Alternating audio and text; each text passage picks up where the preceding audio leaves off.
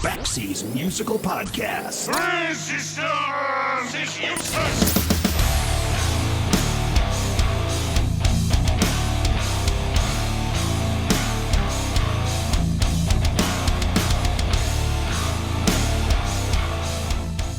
Ever hear that ridiculous line that you never want to meet your heroes?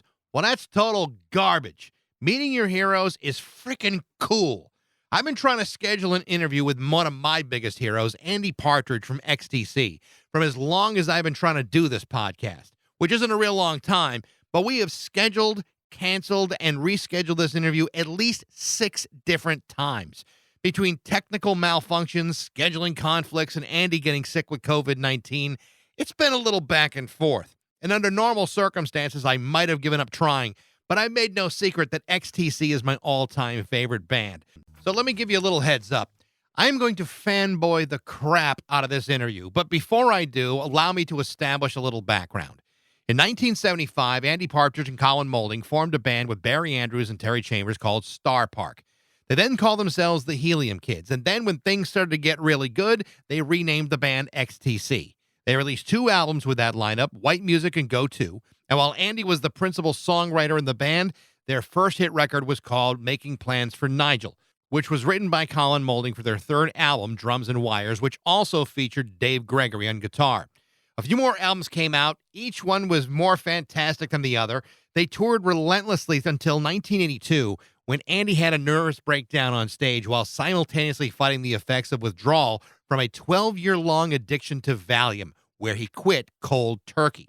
From there, XTC stopped touring and became an exclusively focused studio band, and Andy has stayed off the road ever since. However, like Brian Wilson before him, some of the greatest, most complicated songs of his career were written the moment he stopped playing live. From the album Skylarking, which included the notorious rift between him and producer Todd Rundgren, to a lengthy strike against Virgin Records, to the amazing comeback record of Apple Venus, which was released 20 years ago this year. Andy Partridge is one of music's most colorful characters and one of its most unsung heroes. This is Andy Partridge on Backseas Musical Podcast.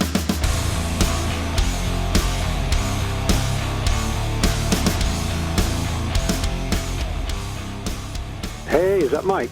Thank God I finally got you on the phone. I don't exist. I'm like a little whiff of smoke, really. Yeah, you've tied me down. No, I wasn't avoiding you. It was just circumstances were going awry, Well, I mean, we had this interview booked and then canceled and then rebooked because of technical issues, and then you got sick. So I'm very grateful that you took the time to talk today. So thank you very much. Hey, well, it's no problem. It's no problem. I hope you're going to have some interesting questions, because a little while back I did an extremely dull interview with quite a famous music magazine. And boy, I read that interview, and first of all, it's you, so you don't necessarily do a boring interview, but the boring questions can certainly be out there. But I like follow-ups. They say, how did you write this song? And then, I don't know, whatever answer you give, I wrote it on the back of the only dragon that's left alive in Wiltshire. And then there's silence, and then they say, okay, next question. There's no follow-up. What do you mean there are dragons in Wiltshire? How do you write on the back of a dragon? So I like interesting questions.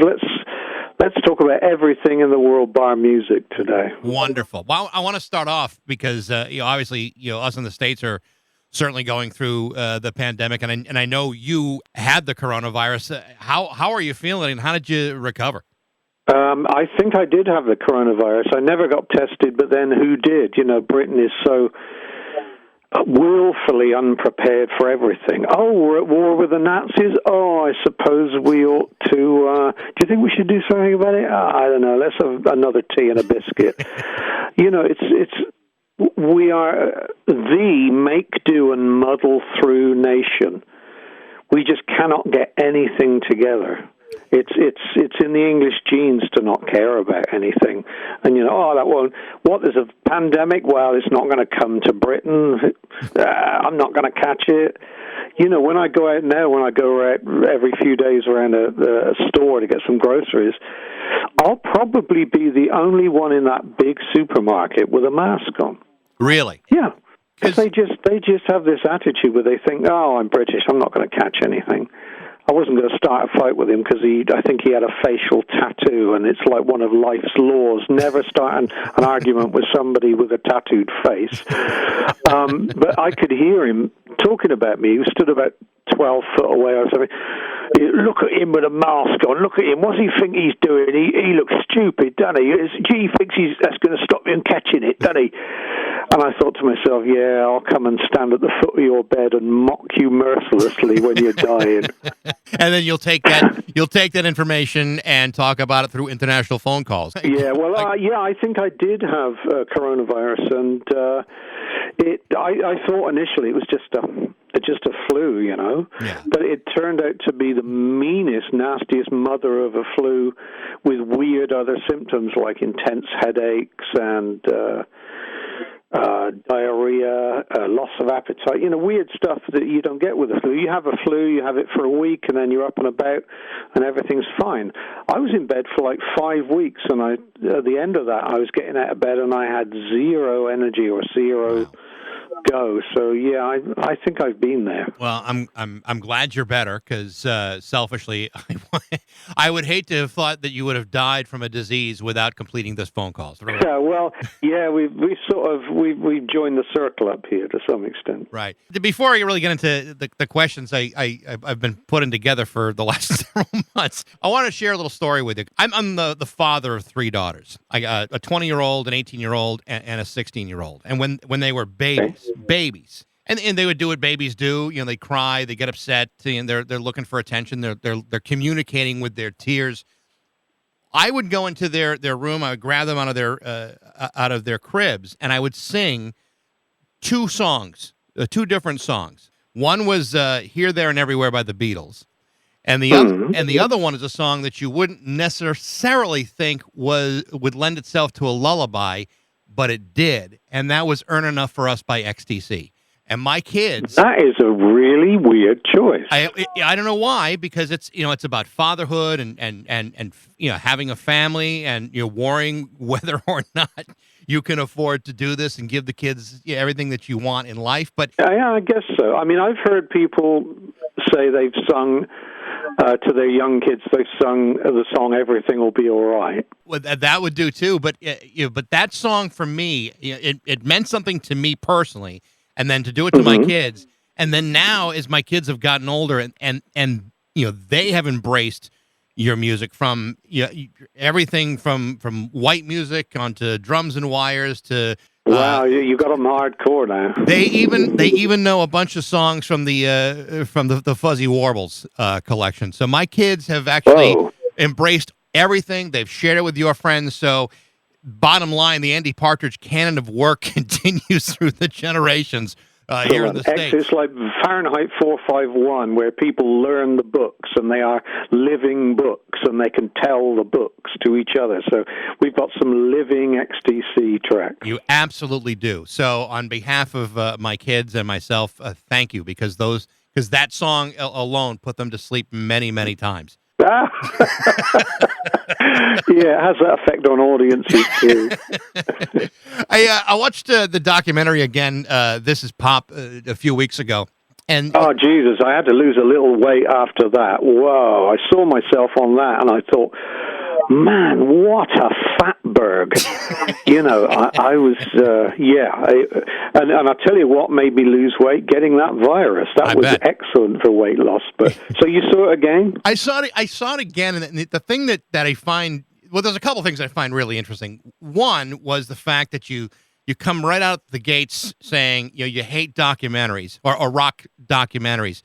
But the fact of the matter is... I think the vast majority I've seen all have the same trajectory. They all have the same faults and the same... it's like you're seeing the same film over and over and over again, just with different actors playing the role. But there are very few bands that have the same kind of story that XTC had. And I wonder, like, having seen the thing completed, Do you feel better about that documentary and the way they portrayed your story? Well, I know that the fellow who made it, Charlie Thomas, is a fan. And I said, look, because I, to be honest, I would get requests about twice a year to be part of a documentary about XTC. And then, you'd see the synopsis of it and you'd think, or you'd see the other stuff a certain director had made and you think, nothing too interesting here. And he got hold of me and we talked, and I said, look, the only way I'd agree to you doing it is if we don't do it like every other one I've seen. And to some extent, I think he did a pretty good job. I'm not going to say it's the best documentary I've ever seen, but I will say he did a pretty good job, given that I was reluctant to be dragged down the same alleyway as every other band. Right. Who knows? Somebody else might come along and make one that is even better. But in a field of one, he did a great job. We've only got that one to compare. The only thing that I wished I heard more of in that story was about the strike that the band took against Virgin Records. I kind of wanted to hear more about what that was all about and what you did in between all that time. It was a 10-year-long strike between you and the record company. No, it wasn't that long. It was approximately, 92, 97, 90. It was 5 and a bit, nearly 6 years. And it wasn't my idea, it was Dave's idea. I think he said it kind of facetiously. Well, I'll do my Dave impression. Well, Patsy, if you're not, if you're really not that happy, and I'm not either, I think we should, let's go on strike. That's what everyone else does and not happy with their work. And I thought, is he joking? That is a fantastic idea. And I said, yeah, let's do that. Let's go on. Let's put down guitars, down pens, down notebooks. We're not gonna record any more music for Virgin. And because I think the last straw for me, it was only a straw, but it did break the camel's back, was when they killed the Wrapped in Grey single. Yeah. They had something like 500 pressed up, which is, that's nothing, especially if it became a hit, and I planned a video out, literally the only video I was allowed to plan out, because all of the others were, when I tried to plan any videos out for any singles with Virgin, they would say, no, we don't like that idea. You're going to do what this video maker we found for you has. You're going to obey them. And consequently, I didn't like any of our videos. But we had a video storyboarded for Wrapped in Grey, and Virgin literally, no promotion, just killed it. And I thought, that's it, last straw. And, we went on strike. And during that time, we would not go near a recording studio. If we did, we didn't let Virgin know. But, I was writing and recording home demos. Colin was writing, recording home demos. And Dave was sort of keeping his hand in playing in a few local bands, or I think he was doing a job with a car rental firm to make some money, collecting cars. As big of a fan as I am, I have to be honest, I didn't like most of your videos either. Oh, I hated them. Yeah. There was one particular employee, she will remain nameless, employee of Virgin Records in England, that had total godlike power over all of our videos. I would bring in ideas. I would go for meetings at Virgin Records, and I would have sketched out ideas, and and I would sit with her and explain what we wanted to do, and she just would say, nope, don't like it, nope, don't like that, nope. And the ideas that she would bin annoyed the shit out of me, because I'd see other people months or years down the line doing those same ideas for videos and getting awards for them. And she wouldn't let me exercise any of these ideas. And so I kind of mentally gave up. And to some extent, or to a large extent, music's about music. It's not about vision. It's about the visions you get in your head. But since you're fighting, visions of other people who are considering themselves to be creative, interpreting, your art, between the videos and the decision, to shelve Wrapped in Gray, were you ever given reasons as to why they just made those decisions? No, they would pick the singles always. Sometimes they would pick a single before an album was even made, which was the case with Making Plans for Nigel and the Drums and Wires album. They said, well, just from the demos, that one is the single. And in the short time that we had to make that album, I think we spent a week making Plans for Nigel, and literally a week making the rest of the album. So they would lean on a certain track and say that one is going to be the single. And when Making Plans for Nigel was a hit, I can be totally honest about this. I was really upset because I was writing what I considered to be better and better material, right, but they would not regard it. It was all okay. So, oh, yeah, we got your demos, Andy. Yeah, we got Colin's demos too. There's your single. There's your singles. And it was like because he'd written Making Plans for Nigel, which was a semi-hit in England, got in the top 20. They assumed that anything that Colin wrote was, because he was the better-looking one, looked like a cross between Rudolf Nureyev and Chrissy Hind, and I looked like some crazy goofball nerd scientist in glasses. It was like, well, Andy's the crazy goofball, and he writes the weird stuff, and Colin's the good-looking one, who, obviously, he writes the hits.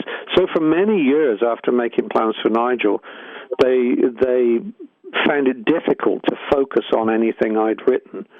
And I became very, very annoyed by this. I didn't want to be annoyed at Colin, but I knew that, I could write 30 new songs for an album.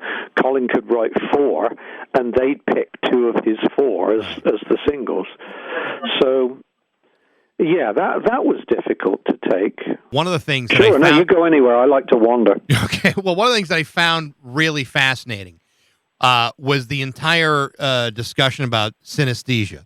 I'd seen interviews with like Brian Wilson, who has very much the same thing, or some other people that I've interviewed over the years, who will categorize things with colors or whatever it may be.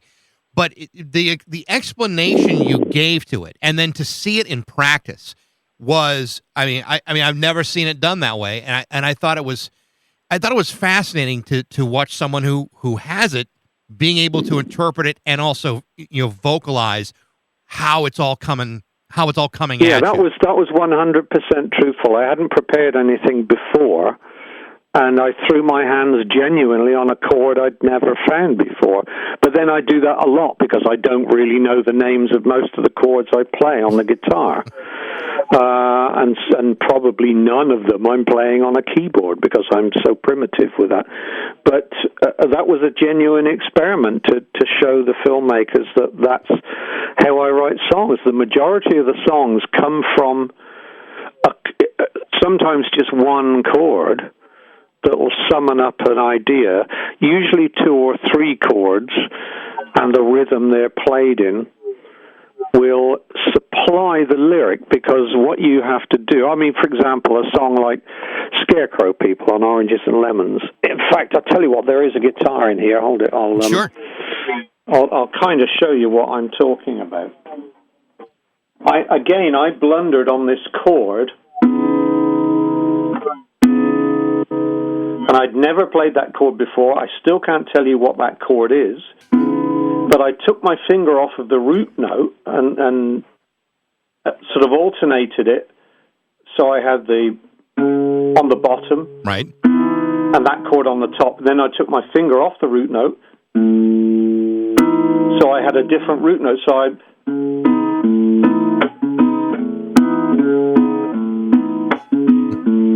and I thought the rhythm of it, the alternating root note and the rhythm of it sounded like a horse trotting along. Right. And the chord itself sounded quite spacious and open. It didn't sound closed. And how I find songs often is to describe to myself what I'm hearing. So I've got a horse, and it's in a big open space, and this is a big agricultural space.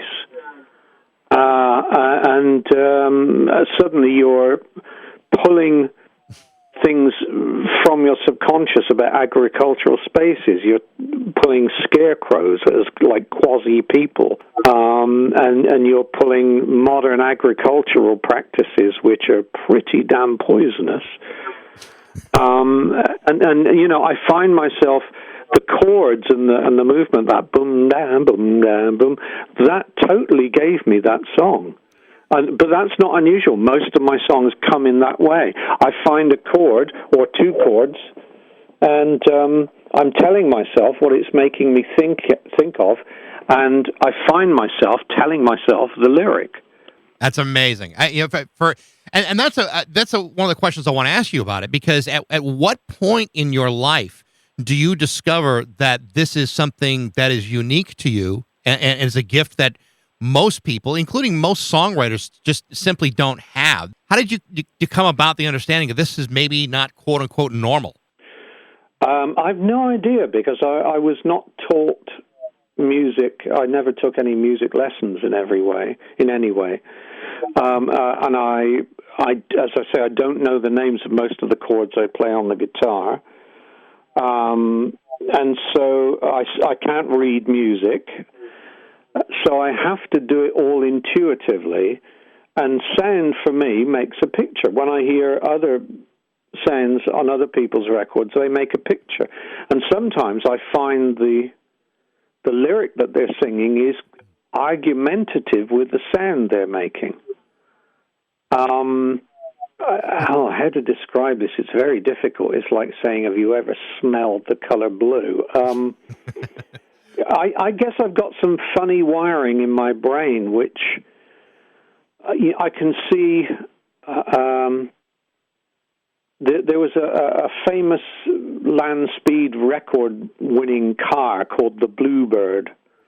Okay. And as a kid, I used to look at pictures of Bluebird, and most of the pictures were black and white photographs, and I don't know whether it was the name Bluebird, but I used to see this bluebird in a turquoise shade, even in a black and white line drawing or a black and white photograph.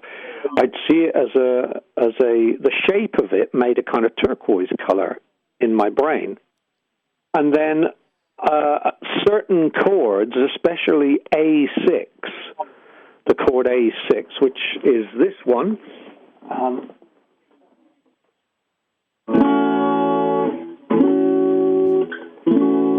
That, to me, A6, is turquoise. So that chord is also the Bluebird race car. It's faulty wiring. I cannot separate things. I cannot separate... you see, I was a very slow reader at school, and I didn't read. Mm-hmm. They were worried about me. Oh, bright kid, but he can't read. He panics or he struggles with massive print. I used to love pictures because I got everything out of the pictures. I got sounds out of the pictures. I got smells. I got all of the sensory information out of pictures. And I guess I'm just wired wrong. It sounds like, though, that from the very beginning of your childhood, you were you're very artistically curious about. I mean, I've read interviews with you about art and about drawing, and about the environment in which you grew up with, your mom and the issues that she had. It didn't sound, in spite of all of that, it didn't sound like it was a necessarily encouraging environment for you to kind of tap into some of that. No, the environment was one to withdraw from. So I found myself disappearing inside most of the time. I was an only child, and if it was raining, I couldn't go out to play. They wouldn't let me out to play. And I couldn't have other kids in because my OCD mother wanted complete and utter control, and having another kid in the house might move something out of place, like a cushion or do you see what I mean? Yeah. And then, so I couldn't have kids in the house to play with me. So I would just draw. I would draw or paint. This is pre-playing a musical instrument. That happened around about the age of 13, 14. I started to play guitar. But I would always disappear into my own world. I would invent countries. I would invent languages. I would invent money. I would draw the money of these countries, over the flags, the uniforms, the police or the military or the national costume of the country. And, I would disappear into my own worlds because as an only child and one that was dissuaded from playing with a lot of kids because of my mother's OCD, I lived in a fantasy world. So by the time you did discover music, like you said, 13, 14 years old, and you have this artistic curiosity, and you are kind of isolated in a lot of different ways and for a lot of different reasons, did music replace some of that, or did it kind of work as one part of a larger puzzle for you? I think it was part of a larger puzzle, but I also, and I know this sounds kind of weird, but I started to think of music as a way to escape where I was, a way to escape the council estate that we lived on. I mean, I don't know what the American equivalent is, the projects, I guess. Right. Or a trailer park, or, it's if you live on a council estate, you have no money. And my parents had no money. My father was in the Navy. My mother was a shop assistant, worked in a newspaper shop and then a chemist, a pharmacist. And so we had no money. And as I got to 13, 14, I really began to open up. I mean, puberty does amazing. It's like a chemical bomb going off in most people, And the chemical bomb of puberty for me was thinking, wow, you know what? Maybe I could get off of this estate, get away from my parents. Maybe I don't have to have a horrible factory job, which all the other kids are being pushed into. Maybe I can make something with music, and because the idea I had previously about making a living with art was when I went to art school in Swindon, that idea quickly left me. I didn't like where I was being pushed, right. But I was discovering music more and more, and I began to think more and more, this is my passport out of this estate, away from my parents, possibly out of poverty. And I know that, you'll catch more girls with a guitar than you will with a pencil. And seriously, it was that banal. It was, my father always, because he could kind of play half a dozen instruments kind of okay, he always used to have this old battered Dutch acoustic guitar made by Egmond. He used to keep that behind the sofa. And when I would be home, but he would be out at work, or this was later when he'd quit the Navy, I would pull this guitar out from behind the sofa and kind of try and figure out some shapes and chords and lines and things. And it was like a bug, to me. This was, and I used to carry this guitar to school, right? Like a kind of dressing gown cord as a guitar strap, and I'd hang it around my neck and walk to school with it. And girls especially would come up and stroke this thing. Like I had a baby monkey or a pony or something. something. They'd come up and stroke this guitar, and you could attract them. You didn't have to play anything. You just hung this totem pole around your neck, and they'd come up and worship at the altar in the playground, you know? Yeah. So it was like, wow, this is great. I don't even have to learn to play anything. They're talking to me, they're talking about the guitar, and they seem to go into this weird kind of pop haze. I don't even have to make a noise. I never played a guitar. I played drums and badly, and I could never. Difficult to carry to school. Though. I was going to say that almost impossible to carry to school. So that information did mean no good whatsoever. Yeah. No, seriously, a guitar. I left school at 15. I was considered a failure, but. I instead of going on to sort of higher education, where you'd go on higher education and then university, but I just wanted out of the whole school system. I really disliked it, and I had enough faith in my own growing abilities, and I begged my parents, please let me out of school. Don't force me to carry on going to higher and higher schools, being older and older and still in school. I had this horror vision of being 21, 22, still in learning somewhere. Right. And so I left at 15. That was considered to be a failure. I was considered to be a failure by everybody. And I loved it. I was away from that system. Let me out of that system. Now I can fiendishly plot what I'm going to do with the future. And by the age of 15, you were already being treated with Valium, and by that point, probably no. I was on Valium somewhere between late 12-year-old, early 13-year-old. Yeah. So you had been, by the time you left school, you were already pretty well deep into this dependence. Oh yeah, on Valium. I used to take my Valium to school in my glasses case, my spectacle case. Yeah, my mother was having mental problems. She was, committed to a mental asylum twice, I think. I think it was twice. And she had electrotherapy, shock treatment, and all that sort of thing. And I was obviously upset, and it was affecting me. I was reacting kind of over sensitively to things, especially school. I was bullied quite a lot at school because I was just a skinny nerd, and all the big muscly jock types would bully you. You know the kind of thing. I don't. But, I was on from 12 to 13. I was put on Valium.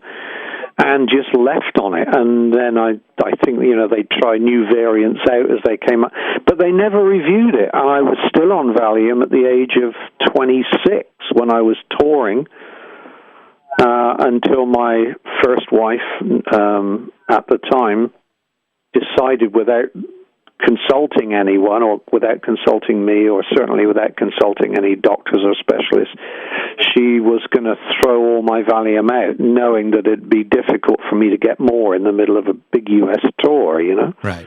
So yeah, that was when the brain melt started. I want to ask you about that, because you talk about cutting Valium out of your system cold turkey. The more you read about the withdrawal symptoms of that kind of addiction, especially someone who has had 10 years or more of that kind of thing, you're lucky. I was on Valium for 13 plus years. So, yeah, but you do not just stop. You titrate it down, smaller and smaller amounts and less, days and stuff. Really, really, really, really gradually. No, you don't just stop. Say, yeah, well, it didn't do anything for me anyway. I didn't realize that my reality on Valium was going to be very different to my reality not on Valium. So for many people who cut it out cold turkey, they run the risk of dying from the withdrawal, which yeah, well, I didn't know any of this. Yeah, I was very naive about. You see, I wasn't a recreational drug taker. I didn't smoke dope or drop acid or take speed or anything like that. I was mostly because the people I saw around me doing that, I thought, oh, Jesus, you idiots. I hope I never get that stupid to talk like that. And, I didn't think it was cool. I'm kind of from the Zappa school of they just make themselves idiots, But I was, without knowing it, I was very addicted to this everyday medication of Valium, and when I stopped it dead, so much came unwound in my life. I started thinking clearly about touring, the whole album tour cycle. I started thinking clearly for the first time about why, after 5 years of nonstop touring, have I not seen a penny?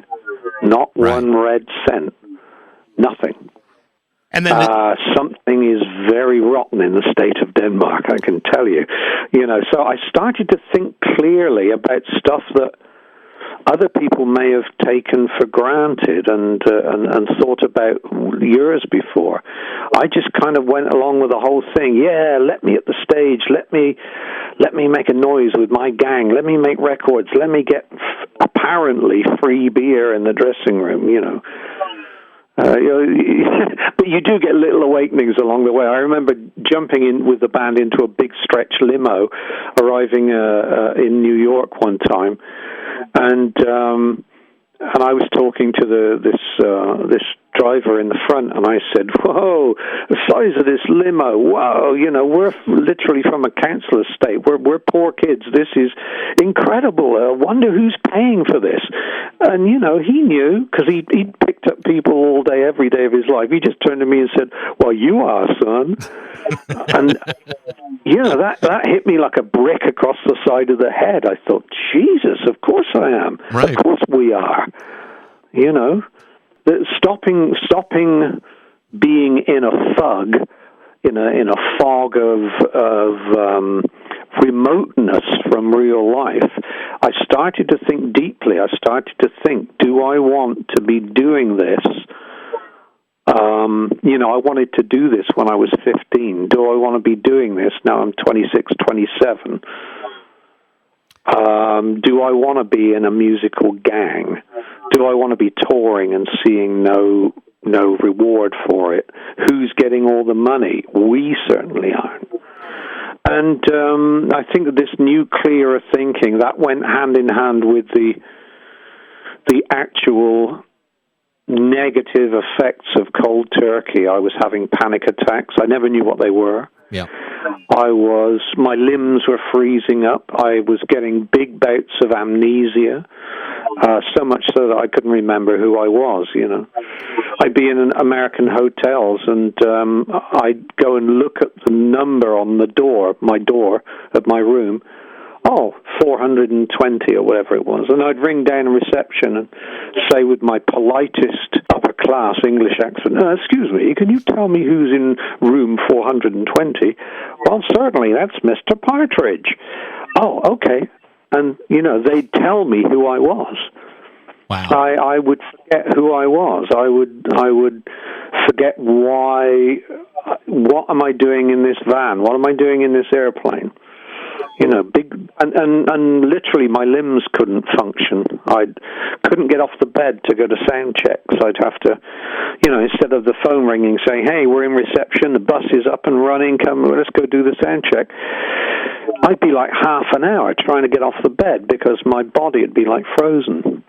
I've seen the video clip of that final show, and everything that you described. The panic attacks were getting the French one. Yeah, I mean everything. Yeah, that was a big gig. That was a big gig physically. It was a live telecast at the same time, so it was going to be a hell of a lot of people were seeing that.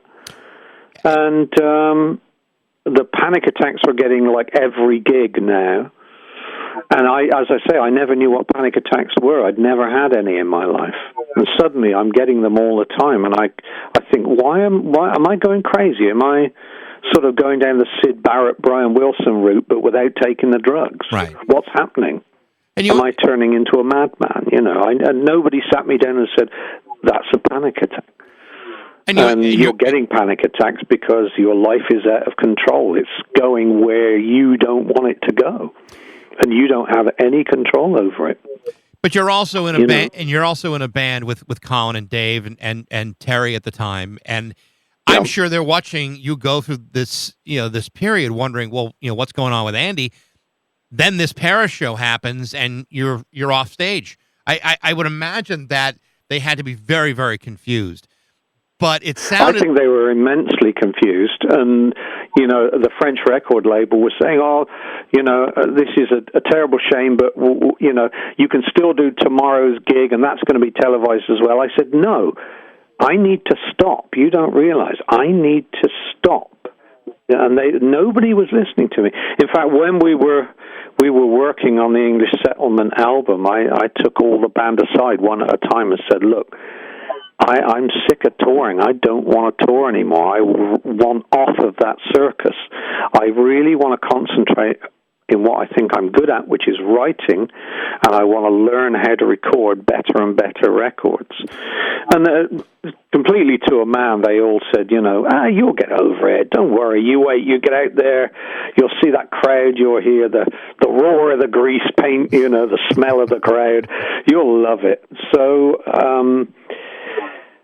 nobody would listen to me. Management didn't want to listen to me because they were making big bucks. Record company wanted us out there promoting those albums. Agents were making big bucks. It was me against literally thousands of other financial interests.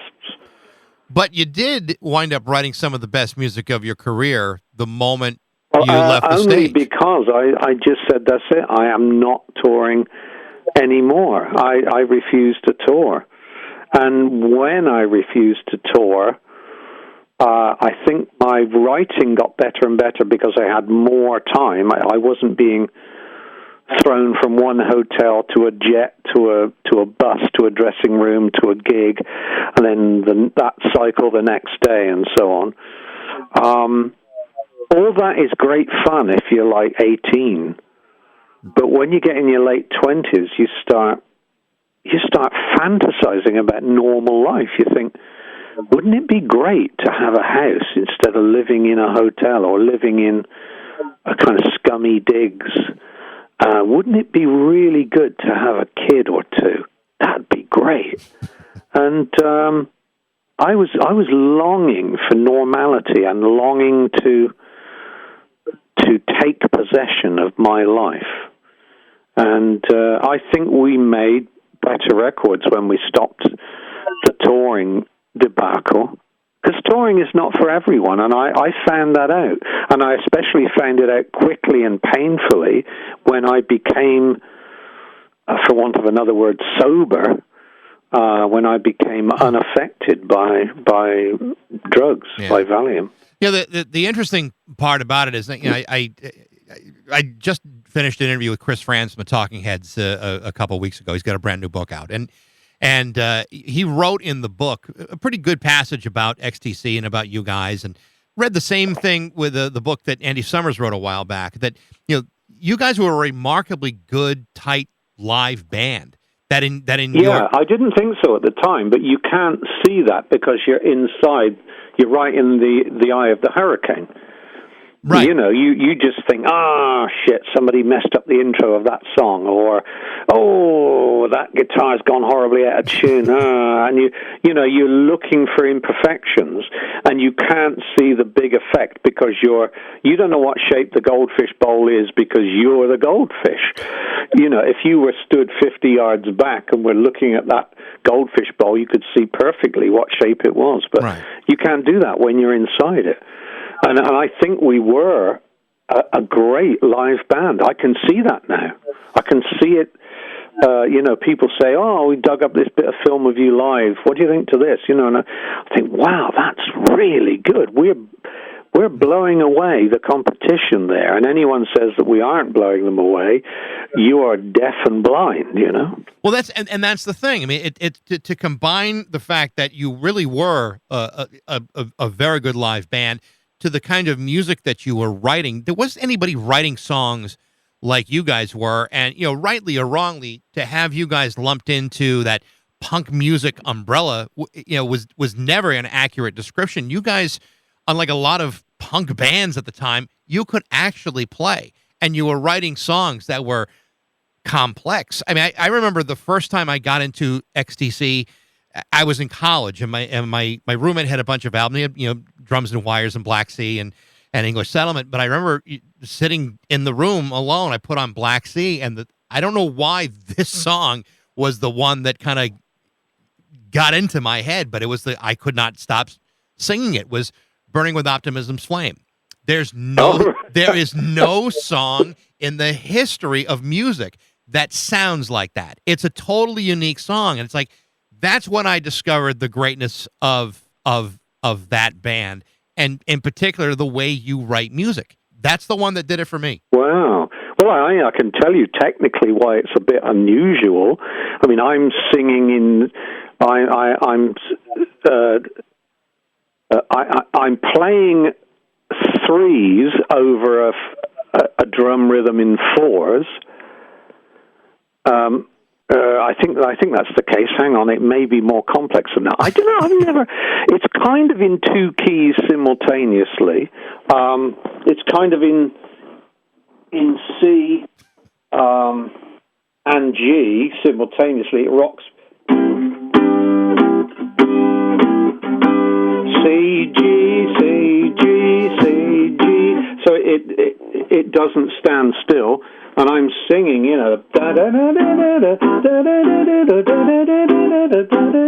it's like a waltz kind of time, but the bass and drums are playing in fours. They're not playing in threes.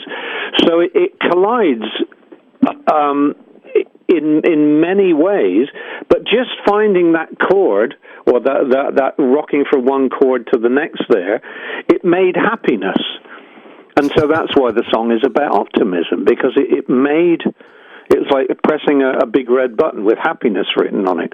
Just falling on that chord change. It's like, oh, that's happiness. And that's, like I said earlier, that's where the songs come from. You describe to yourself what you're hearing, and that becomes the lyric. This year is the 20th anniversary of Apple Venus, which to me is amazing that it's been that long. But that album has got such complexity to it as well. I mean, there are songs on there. I mean, just River of Orchids is one of these songs that it just builds and builds and builds, and it's like this relentless cornucopia of sound by the end of it that you just as the listener 20 years ago, I'm thinking, how in God's name did he think of this? And it's I remarkable. can tell you, and it's got a very. It's kind of the sort of birth. You describe it, and you go, "Is that it? Is that all it is? Is that you're joking? Isn't it more complex? Isn't it more?"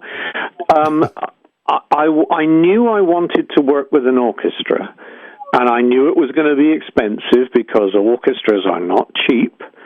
If you want 40 or 50 people sat in that room playing your instructions, that's going to cost a lot of money, and that's going to be an expensive room to sit in, and you've got to find an arranger who you can describe your ideas to, and they've got to notate it down and so on. But the actual song was born. I got hold of a thing called an EMU, which was like a sampler device that had a lot of orchestral sounds in it.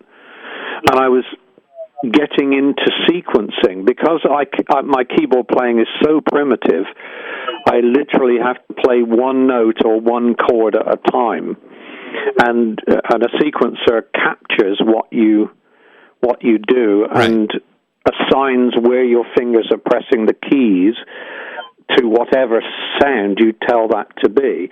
So you can make a pattern of ABC keys on the keyboard, and then you can tell all the A's to be a viola, all the B's to be a violin, all the C's to be a cello, and so on.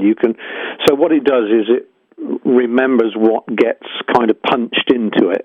But whereas keyboard players could sit and ripple out the stuff, I have to do it one note at a time. The story about the cardboard hand is totally true. I don't know. Do you know that story? I don't know if I do.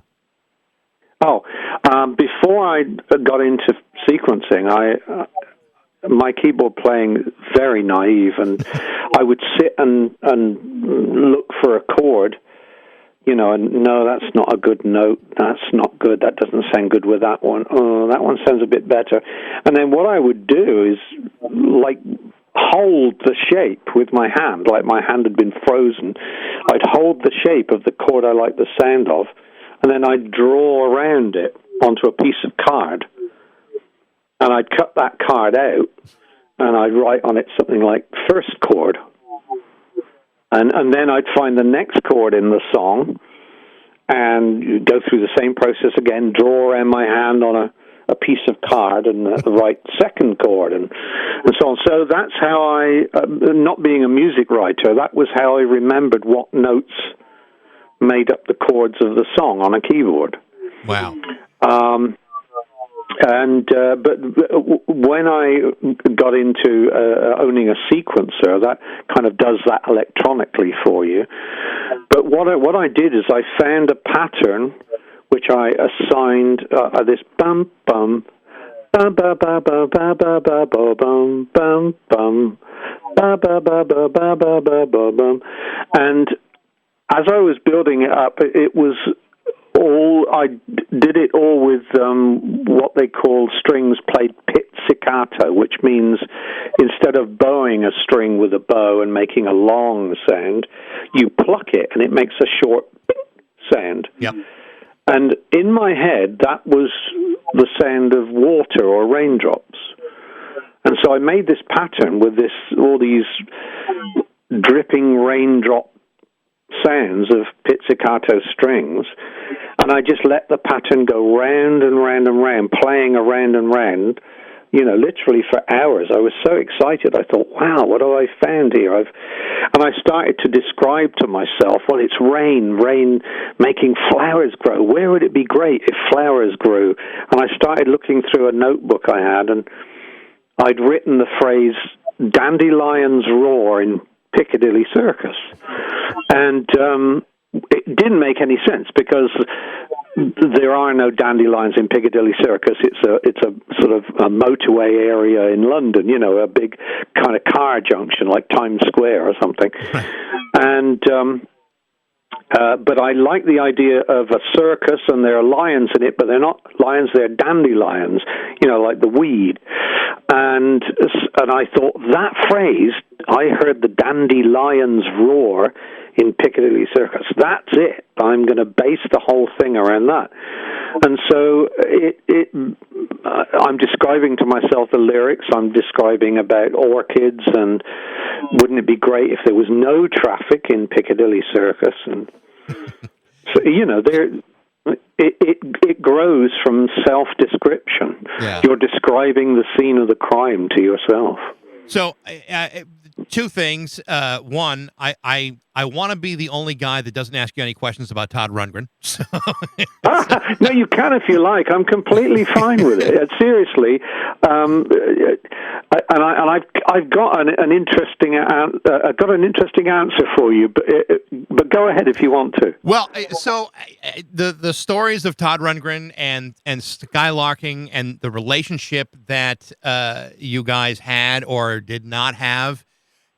For the fan who has observed this this dynamic over the last 30 years or so, at the end of the day, Skylarking is such a brilliant record that in spite of what may have happened between you and Todd Rundgren, to me it's undeniable at that time the most mature, full, complete record I felt that you guys had put together. Well, I think he did an excellent job sequencing it, and I know exactly where he comes from.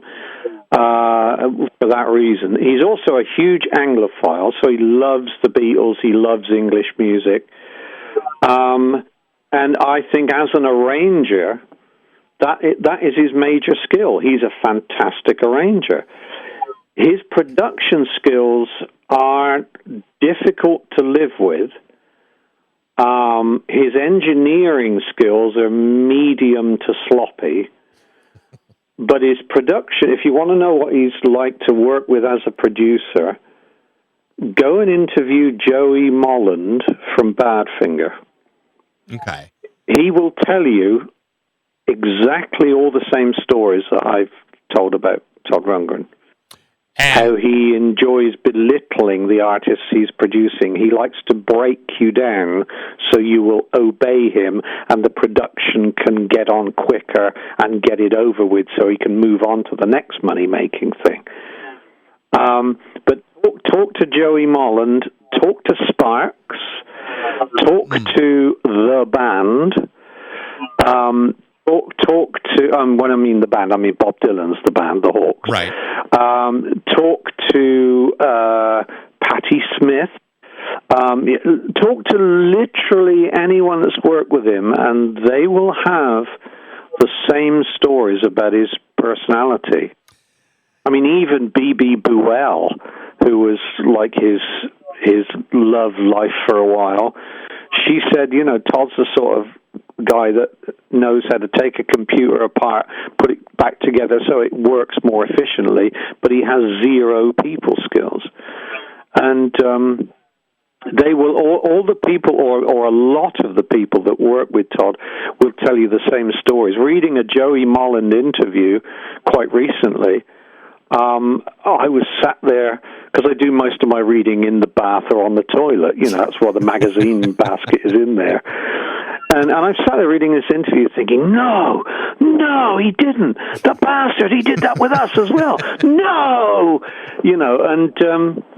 So I think he has a way of being. It's just his personality.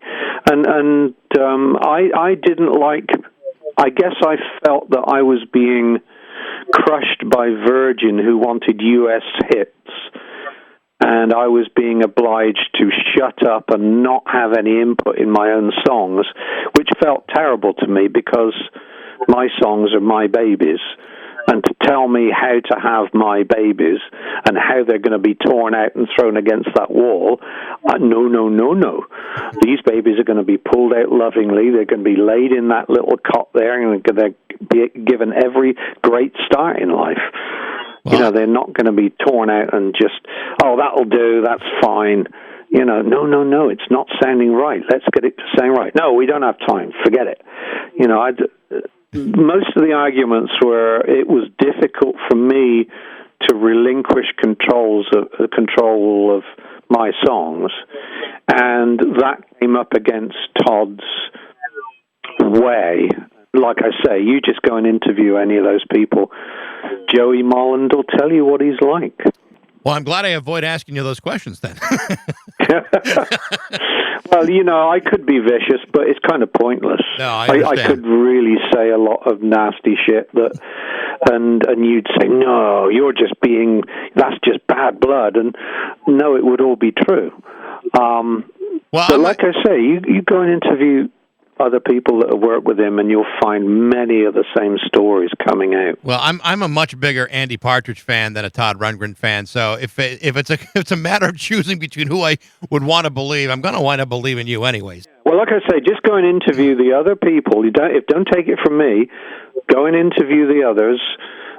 Go and talk to those people, and then when they all end up telling you the same or extremely similar stories, you'll have to come to a conclusion. In the Rolling Stone article that we talked about at the very, very beginning, it mentioned that as far as new Andy Partridge music, they talked about a collection that you were thinking about as far as songs that had been rejected. Having listened to the Fuzzy Warbles collection, or having bought all 8 CDs, because that's just what I do, where are you in terms of giving us something new? Well, the last new thing was the Planet England EP with Robin Hitchcock. Right. I don't know if you've heard that. Got it. Already got it. And I loved it. Oh, good man. Absolutely loved it. And enjoyed doing that. In fact, we're going to do some more. We've started already, but the virus put all that on ice. So yeah, we're going to be working more together. What happened with the? I feel as I have to clear the decks because when XTC wound down. And I don't want to go into that because I don't want to say negative things about Colin at all, but Colin and I found that we couldn't work together really. It had been too long and we'd been through too much and we'd kind of achieved, XTC was not one person, it was everybody's input, and every time somebody left the band or wanted to go and do something different or whatever, it changed the nature of XTC, which is fine, but it's not the purest essence of the first. It's a constantly changing thing. I'm tying myself up in knots here. I'll shut up. But what happened is when XTC fell apart, I thought I can write songs. I'm going to write for other people, and publishing companies would ask me, "Oh, have you got a song so and so and so and so can do?" Because they want songs in the style of, or they want some songs that sound a bit like McCartney could have written them, or can you do songs some real stomping songs that have a kind of early 70s sort of feel, or can you write a ballad or a Christmas song or whatever it is? You're a songwriter for hire, so you have to put the outfit on. You have to pretend. It's a bit like being the Dukes of Stratosphere, but that was us really, doing saying thank you to late 60s bands. But when you're a songwriter for hire, you're expected to pull out of a hat songs in the style of, please. Right. So what I would do is, if I knew I was working with somebody, I would write maybe half a dozen songs and get them these rough demos, and chances are they'd be a bit weird for them and they'd say no thanks, don't like any of those, or I quite like that one, I'm going to do that one, but the other 10 in the bag that you sent, no, I don't think I'm going to do those. And so what was happening is I found myself with more and more and more songs that were not being covered and were being rejected, and I couldn't, call me stupid, but I couldn't figure why these songs were not being done when I thought maybe the song they did choose of mine was one of the weaker ones, or they would, instead of any of mine, they would choose something by another writer. And I thought, God, all the ones of mine you've rejected, I can say hand on heart are better than that one you've chosen to do by So I found myself with a lot of half-formed or three-quarters formed or fully formed songs that were written for a purpose. It's not me writing for me. It's me writing in the style of. Right. Well, I think a lot of them are pretty damn good. And I mean, one of the rejects, when the Monkees asked me, could I write a Christmas song? They already asked me, would I write a song for their sort of Get Back Together record, Good Times? And they said, a year or so later, it was, Andy, can you write a Christmas song? And I thought, well, I can. And I came up with about 7 or so things. And the one they picked to go with, they wanted to do more. The producer, the late Adam Schlesinger, said that they would have done more of my songs, but politics within the band and stuff meant they could only do one. So they did a song called Unwrap You at Christmas, which was actually not written for the Monkees. It was written way back, years before, and offered to a female artist who wanted some Christmas songs in the style of Phil Spector. And so I got this Phil Spector-esque demo together. I got my daughter Holly to sing it, and we pitched it in a female key. But I offered that song specifically to all sorts of people who turned it down. Yeah. But I didn't think there was anything wrong with it. I thought it was a really good song.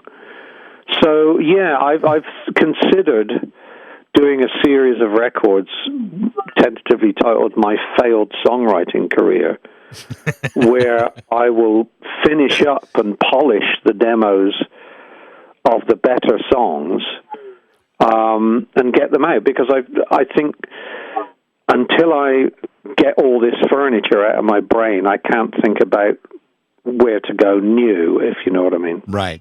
Well, when it comes out, you can guarantee you'll get. If you charge me $1,000 to buy it, I'll probably find some way to sell some furniture and my own and buy it. No, don't worry. It's I speak as a fan. The bands I'm a fan of, or the artists I'm a fan of, I like value for money, and I want to get everything they did, and but you can see sometimes that it's just what you're being charged is off the scale. I like the Beatles, but I wouldn't buy any of those remix box sets. And the weird thing is, people have bought them for me over the years as Christmas presents or birthday presents. But I've never bought any for myself because they're just too damn expensive. Yeah. Oh, yeah, absolutely. Andy, listen, I know I've taken up a lot of your time. I really appreciate finally getting around to doing the interview. It's been a real pleasure. Thank you so much. Okay. Well, thanks. I hope you can use plenty of that. And if there's anything that you feel you didn't cover that you really want to cover, or any other questions, or damn it, another interview down the road sometime, just get in touch, and Hick will plug me in, and we can do something similar. That would be great. I would love to do it. Thank you so much, Andy. Hey, thanks, Mike. That was a good interview. Well, that's it. Today has been the very greatest day of my life. If I die today, then I will have completed everything in my bucket list from now until the end of time. If you enjoyed today's podcast, you can email me at bax@rock102.com. Let me know what you think, and thanks for listening to Baxi's Musical Podcast.